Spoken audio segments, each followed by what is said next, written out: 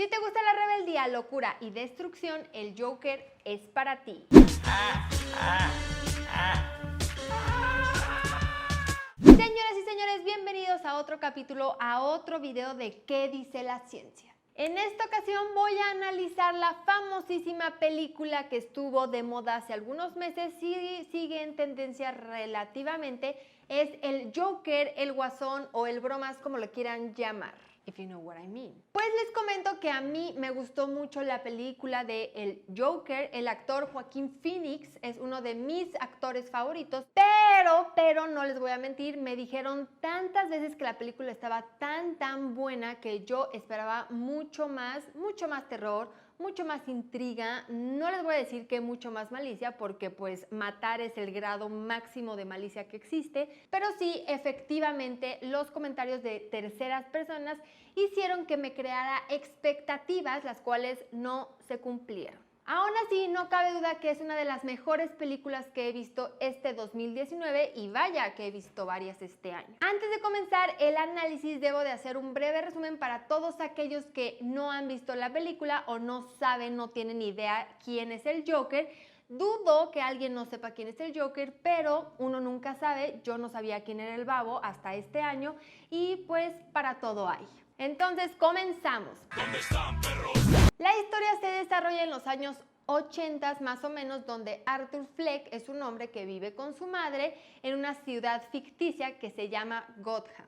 No sé exactamente cuántos años tiene Arthur Fleck porque aparenta una edad, pero su manera de desenvolverse con la sociedad parece que tiene otra edad, lo que me lleva a pensar que tiene entre 30 y 40 años. El punto es que su única motivación en la vida es hacer reír a la gente. Tiene un trabajo de payaso / comediante, pero tiene ciertas actitudes a la hora de hacer su trabajo, por lo que la mayoría de las veces, en lugar de hacer reír a la gente, termina por humillarse. De manera alterna a todo lo malo que le va sucediendo en el intento de ser comediante o hacer reír a la gente, tiene una vida muy difícil. Van contando que desde pequeño ha sufrido traumas, por ejemplo, el abandono de su padre o que nunca lo ha reconocido como hijo, ha tenido problemas económicos toda la vida. Su mamá también ha tenido momentos muy difíciles y en la actualidad o en la película relatan que también tiene una enfermedad que la deja parcialmente incapacitada. Realmente no sé cuál sea la enfermedad con precisión, pero Arthur tiene que estar viendo por ella en actividades cotidianas como levantarse, sentarse, incluso bañarse. También en un momento en la película han dejado ver que su madre ha estado bajo tratamientos psiquiátricos por alucinaciones, por un trastorno bipolar y narcisismo. También durante la infancia de Arthur se detectaron datos de abuso físico y está escrito en un expediente clínico que sale en la película que en algún punto de la infancia sufrió un golpe fuerte en la cabeza, lo cual nos puede acercar al diagnóstico. Por eso es importante este pequeño dato. Finalmente, en su trabajo le va mal y es buleado. En televisión nacional se burlan de él por su manera de hacer comedia, tiene pocos o nulos amigos, su pequeño y único apoyo psicológico es una terapia con una psicóloga de seguridad social que proveía el gobierno y se acaba porque la doctora es retirada de su puesto, por lo que cierran la oficina o el centro de ayuda y Arthur no puede ir más a su terapia. Posteriormente pierde su trabajo como payaso, lo cual se suma el estrés e impotencia del personaje. Estos son una serie de acontecimientos que lo llevan a desatar una ira incontrolable, por lo que adopta el papel del Joker y empieza a perturbar a la gente hasta llegar a matar sin sentir remordimiento alguno, lo que desemboca ya en la creación como tal del personaje el Joker.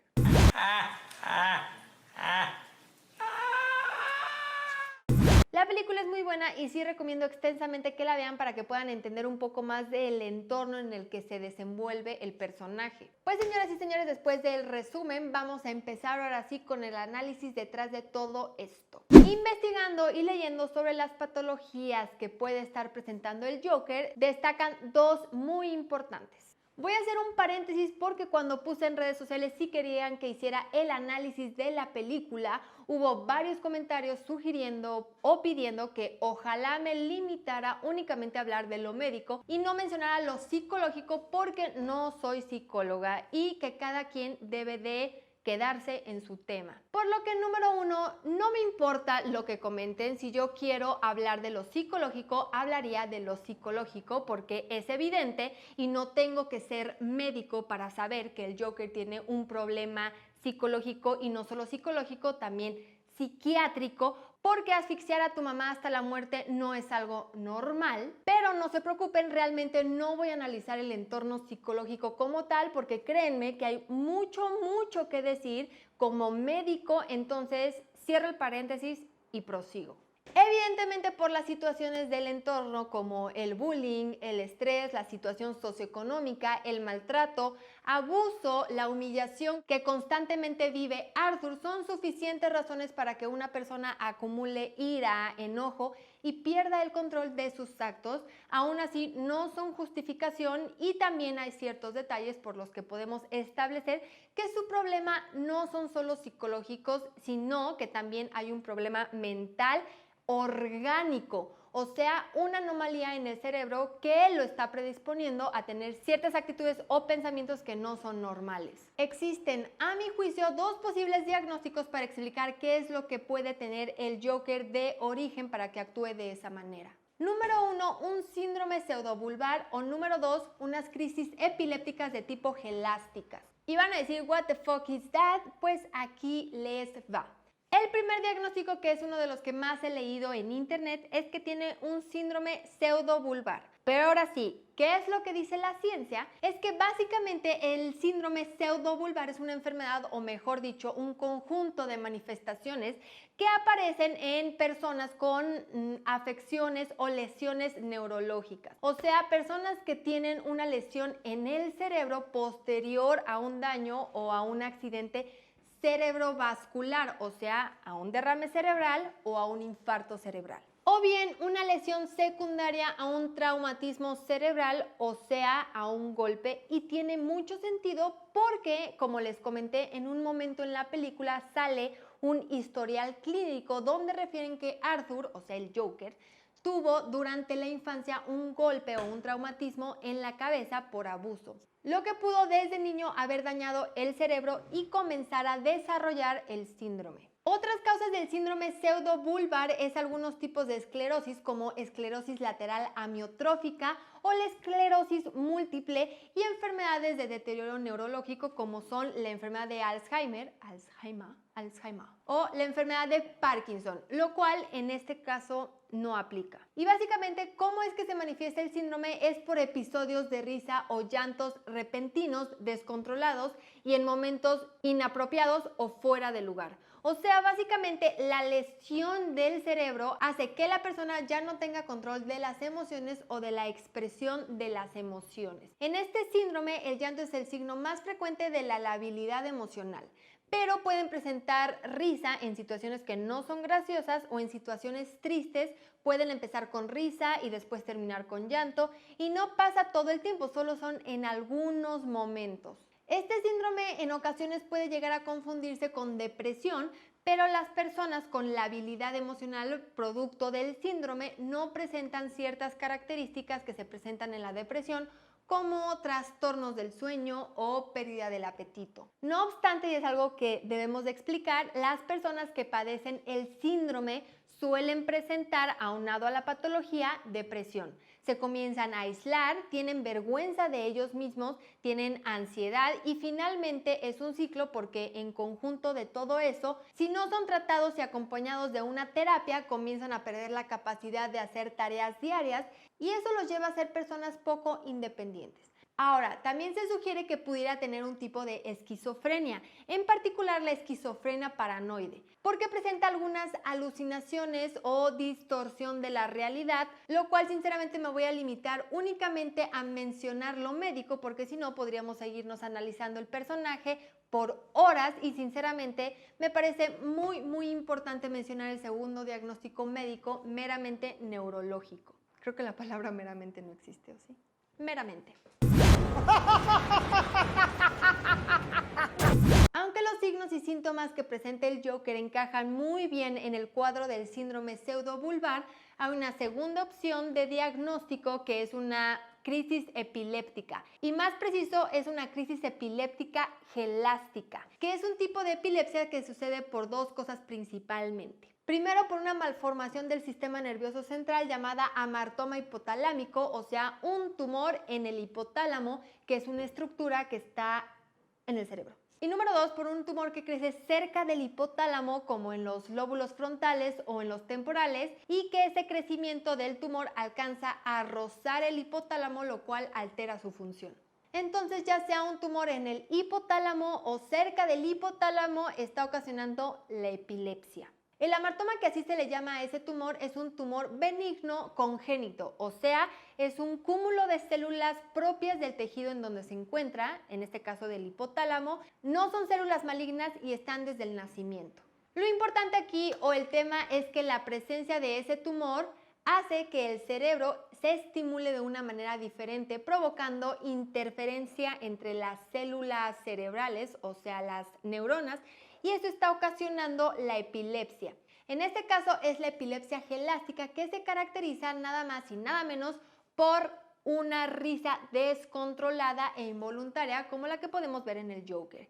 Y sí, señoras y señores, la risa que presenta el Joker también puede ser un tipo de epilepsia. Nosotros estamos mucho más familiarizados con la crisis epiléptica, donde el paciente cae inconsciente y convulsiona, pero hay muchísimos tipos de epilepsia y de convulsiones. Este tipo de crisis epiléptica, la gelástica, es muy poco común, solamente abarca de la totalidad de las crisis epilépticas o de las epilepsias en el mundo el 0.2%, entonces sí, realmente es algo muy extraño, o más que extraño, poco común. En esta crisis epiléptica gelástica, el paciente no queda inconsciente y sabe que la risa es inapropiada, pero no puede controlarla. Y eso, señores y señores, no es un problema psicológico, sino es un problema neurológico, que son dos cosas muy diferentes. Otra cosa sería que en situaciones de tristeza o incómodas o situaciones sumamente fuertes, de desgracia, el paciente las encuentre chistosas y por eso se ría. Eso sí sería un problema meramente psiquiátrico, en donde hay falta de empatía, sensibilidad, prudencia y tiene problemas para comportarse dentro de una sociedad.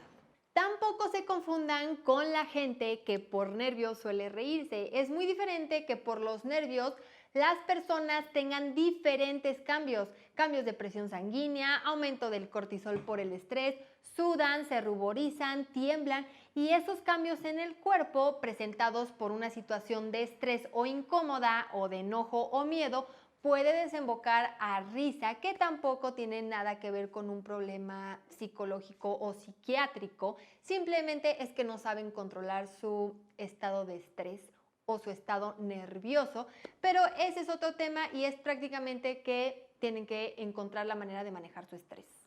Retomando el problema del Joker, suponiendo que tiene un amartoma hipotalámico, o sea, un tumor en el hipotálamo, el mismo tumor puede estar condicionándolo a presentar otros trastornos de conducta y alteraciones de ánimo.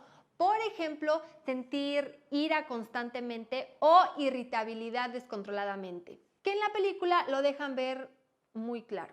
También es un dato importante para mencionarlo y también para que ustedes sepan que el 54% de las personas que padecen cualquier tipo de epilepsia presentan, aunada a la epilepsia, un trastorno de personalidad.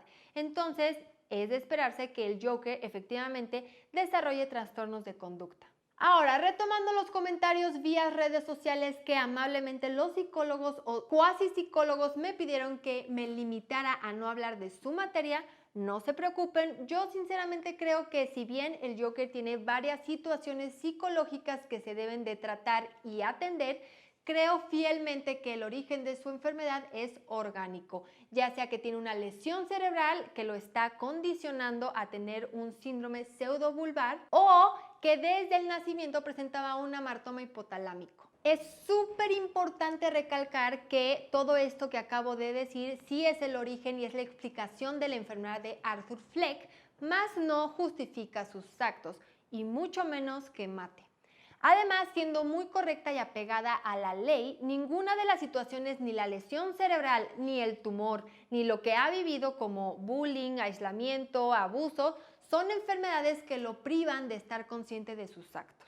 Yo sé que en este video no hablamos del entorno social, el bullying, el abuso físico, el psicológico, que son temas sumamente importantes que no podemos dejar a un lado, pero me quise centrar en lo orgánico, en los órganos, en las estructuras que pueden estar dañadas del personaje para darle un enfoque médico. Aún así, el daño sea orgánico, psicológico, mental, neurológico, familiar, social, económico, hay que prestar mucha atención a las personas que nos rodean porque ustedes no saben el sufrimiento interno que una persona lleva cargando todos los días de su vida. Y estoy segura que si el Joker, aunque su problema sea neurológico, si hubiera sido tratado por un profesional o abordado de otra manera o diferente con un profesional de salud, el desenlace de su vida hubiera sido otra. Y creo que otro día podríamos analizar a los villanos porque detrás de cada uno de ellos hay un mundo de historias, abusos psicológicos que podemos desmenuzar y creo que es importante que los conozcan para que en situaciones reales, o sea, en la vida real, en lugar de estar juzgando a la gente y verlos como villanos, los vean como una persona que necesita atención de un profesional y ayuda. Y pues señoras y señores, no tengo nada más que decir. Espero que les haya gustado este capítulo de ¿Qué dice la ciencia acerca del Joker? ¿Cuál creen que sea el diagnóstico que tiene el Joker? Si el primero o el segundo. También si ustedes son médicos, estudiantes de medicina, especialistas, pues si quieren mencionar algún dato que yo no haya mencionado para poder llegar al diagnóstico final, pues déjenlo aquí abajo, me encantaría escucharlo. También recuerden, todos ustedes especialistas, que pues este tipo de videos son para todo público, entonces no puedo ser tan específica, entonces relajen la raja en sus comentarios. Este fue un capítulo más de ¿Qué dice la ciencia? Nos vemos en el siguiente. Adiós.